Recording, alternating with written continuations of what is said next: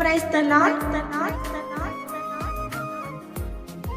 యెరూషలేము ప్రార్థనా మందిరము. ఈరోజు దేవుని వాక్యము.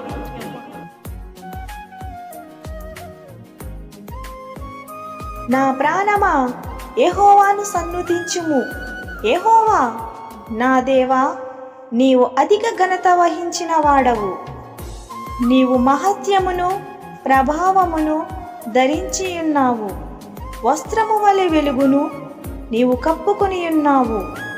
తెరను పరచినట్టు ఆకాశ విశాలమును నీవు పరచియున్నావు. 104వ కీర్తన 1-2 వచనం. సంఘ కాపరులు ఎన్ డేవిడ్ రాజ్ దీవెన. God bless you all.